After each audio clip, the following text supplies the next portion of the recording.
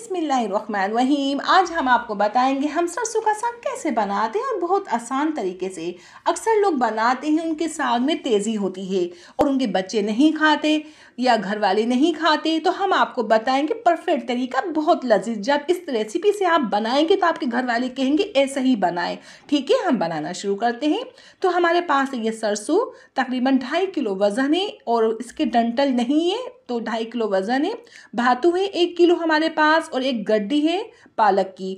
तो जब आप सरसों परचेस करें, खरीदें, तो छोटे कटवर वाला सरसों लेइएगा, मतलब छोटे पत्ते वाला सरसों लेइएगा। बड़े बड़े पत्ते होते हैं, उसमें जायका नहीं होता, ठीक है, तेज़ी भी बहुत होती है।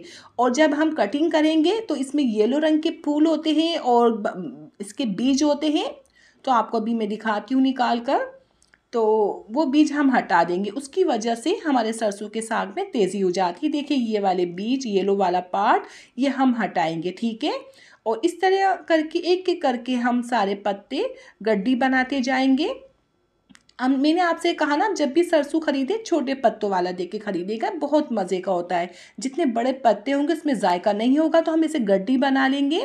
सारे इसके बीज हटा देंगे, येलो वाला पार्ट हटाते जाएंगे और गड्डी बना के कटिंग करेंगे। तो इस तरह हमने गड्डी बनाई, कटिंग की। सारा सरसों का साग कटिंग करके मैं आपको दिखाती हूँ। देखिए हमने कटिंग किया है, ये नहीं इसको बहुत बारीक कटिंग करना है या मोटा, पर दरमियाना कटिंग कर लीजिए। और देखिए इसमें से निकला है, इसे हम फेंक देंगे, ठीक है। अब इसको हम वॉश करेंगे। 3 पानी, हमें खुला पानी लेना है, बहुत ज़्यादा, और हिला हिला के हम इसे वॉश करेंगे। ये मेन देखिए तरीका है, आप गौर से देखें और इसी को फॉलो करिएगा। जब इसको हम धोते हैं तो खुले पानी में 3 पानी धोना होगा। कितनी मिट्टी निकली है देखिए। सरसों के साग में, भातों में, पालक में बहुत स्प्रे किया जाता है, इसमें कीड़ा नहीं लगे। अच्छे से हमें इसको धोना होगा। तो इस तरह हम 3 पानी धो लेंगे।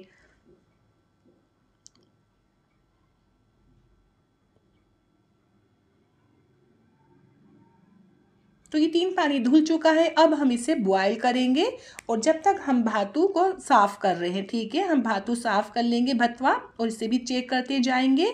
तो आपको एक बात बताते हैं, देखिए हम जब इसे बॉयल करेंगे ना, तो इसमें उबाल नहीं देना, ठीक है।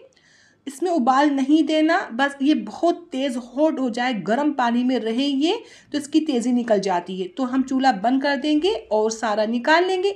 याद रखिएगा इसमें बॉयल नहीं आना चाहिए, पर तेज़ गर्म पानी में सरसों होना चाहिए। तो बस ये हमने सारा सरसों निकाला था गर्म पानी में से। एक पानी और धोना है, बस ये आखिरी है। ये एक पानी और धोना है और ये पानी हम फेंक देंगे, सारा सरसों फिर निकालेंगे। तो बस अब हम इसे पकाएंगे। अब पकाने के लिए पानी इसमें डाल रहे हैं। पानी बहुत ज़्यादा नहीं लेते, सरसों में भी पानी होता है, पालक में, भातू में, बस थोड़ा पानी लेंगे। बस ये हम पकाएंगे। अब इसके बाद हमें करना है, भातू धोना है जो हमने साफ़ किया था भतवा।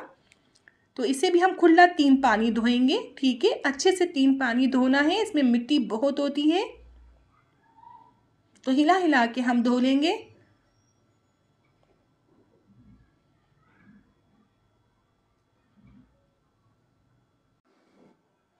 तो भातू हमारा 3 पानी धुल चुका है। अब हम पालक की तैयारी करते हैं कटिंग करने की। तो इसकी गड्डी बनाएंगे, इसे साफ़ करके गड्डी बनाएंगे, ठीक है। और इससे भी हम कटिंग कर लेंगे। सारा कटिंग करने के बाद इसे हम 3 पानी धोएंगे। हम आपको एक पानी दिखा रहे हैं, 3 पानी खुला पानी धोना है। पालक भी कटिंग होके धुल चुका है, भातू भी धुल चुका है, भातू को कटिंग करने की ज़रूरत नहीं है। तो इसमें हम डाल देंगे भातू और पालक और तेज़ आंच कर देंगे डालने के बाद।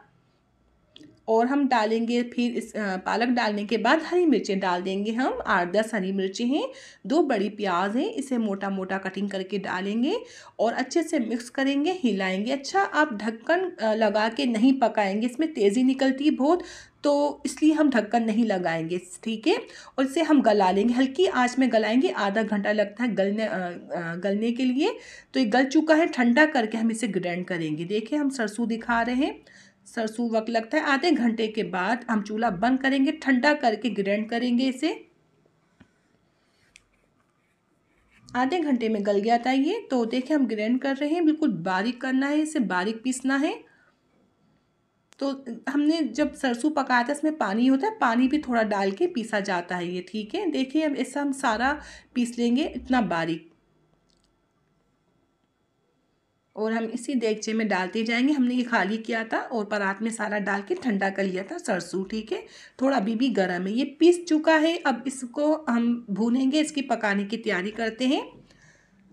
तो इसकी एक चटनी बनती है, चटनी बना के फिर ये साग डाला जाता है। बहुत लजीज और आसान रेसिपी है, ठीक है। बारीक पिस चुका है, इसमें से आधे से थोड़ा कम हम पकाएंगे।